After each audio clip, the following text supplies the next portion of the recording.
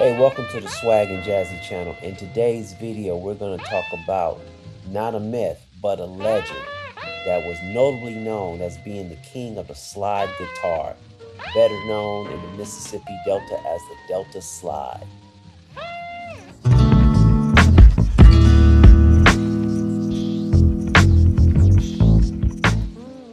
Welcome to the Swag and Jazzy channel. Today, we're going to dive into the life, the legacy, and the accomplishment of a blues man who goes by the name of Elmore James, who is considered to be the king of the slide guitar, which is commonly known and originated in the Mississippi Delta and is better known in the Mississippi Delta as the Delta Slide. We're going to talk about also why he is considered to be the king of the slide guitar. And for you non-musicians out there who are not familiar as to what slide guitar is a technique that utilizes a smooth object to glide along the strings to create a vocal-like quality instead of just pressing down on the strings against the fretboard. This technique originated down in the Delta of Mississippi. It was primarily used on acoustic instruments, and it is a technique that Elmore James took to another level. And if you stick with the video, you'll understand what level and why he is so important and is considered to be the king of the slide guitar. Now, getting into the life of Elmore James, he was born to a family of sharecroppers on January 27, 1918.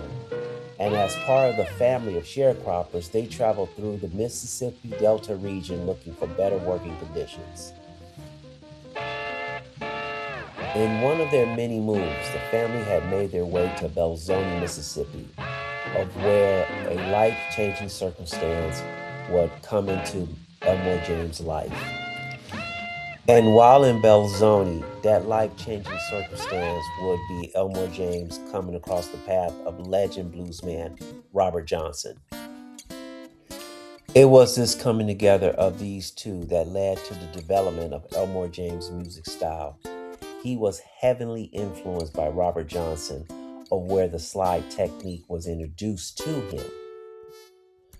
During around the same time of hanging around Robert Johnson, he met and became acquainted with Alec Rice Miller, who would come to be known as Sonny Boy Wilson II, the blues harmonic player, songwriter, and singer.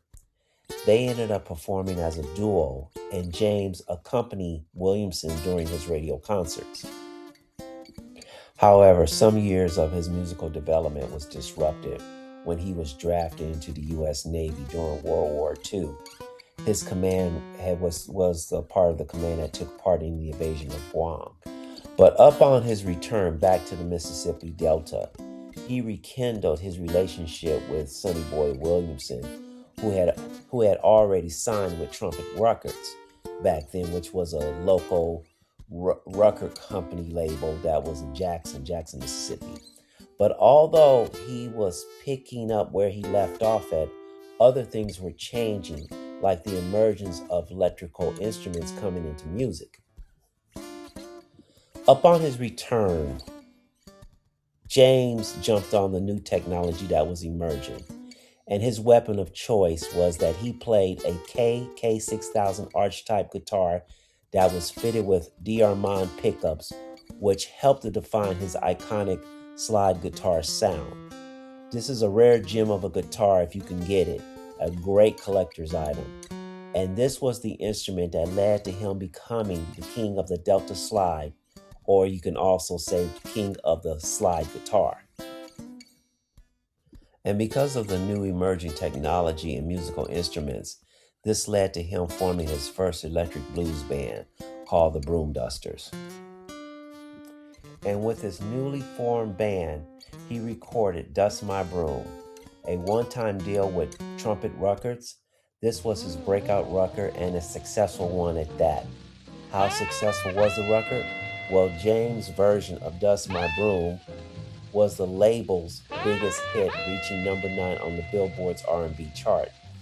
Although this song was originally done by Robert Johnson back in the 30s, James' rendition of it brought forward the idea that blues could be expressed by using electrical instruments and, and become successful. Notable remakes of Dust My Broom have been done by Fleetwood Mac, Ike and Tina Turner, and the J. Giles Band in 1968. After his success and one and only recording with Trumpet Records in Mississippi, he moved to Chicago a year later in 1952. He joined and added to the electric blues emergence and movement that was already happening in Chicago with the likes of pioneer electric guitar great T-Bone Walker, Willie Dixon, who went from playing upright bass and transitioning to electric bass after World War II, that's when the electric bass was invented after World War II. And also, he was in the company of icons Muddy Waters and Howlin' Wolf. After arriving in Chicago, he started making the rounds in various blues clubs, collaborating with different blues artists and bouncing from different record labels. During his 11 years there, he made over 100 songs, and surprisingly only one album, and that was with Crown Records. A few notable hits that came from these various labels were Shake Your Money Maker, It Hurts Me Too, The Sky Is Crying, which was redone by the late great Stevie Ray Vaughan, great Texas blues legend. Elmore James remained in Chicago and never returned to Mississippi until his death in 1963, dying of a heart attack at the young age of 45. He is buried in Ebenezer, Mississippi, in a cemetery of the Newport Missionary Baptist Church. Although slide guitar was invented before his emergence and was already being performed, why was he considered to become the king of the Delta slide, or commonly known the king of slide guitar? Well, what he did was he transformed the Delta blues slide, which you commonly call a guitar slide, into a loud, electrified, and highly influential force that bridged acoustic blues with the electric rock and roll era that was emerging. As such, his musical genius and influence wasn't forgotten, and he was inducted into the Hall of Fame, Blues Hall of Fame in Memphis, Tennessee, and the Rock and Roll Hall of Fame in Cleveland. Well, this will conclude the video on the life and the legacy of Elmore James, king of the Delta slide, which is commonly known as him being the king of the slide guitar. If you like this video, please hit that subscribe button. Please become a member of my channel. I need more followers. Hit that bell to be notified of subsequent videos as they are made by this channel. And make sure you hit that like button and to leave a comment for anything you want to say about this legend or the video itself. Take care, peace and blessings to you, and may the universe be with you.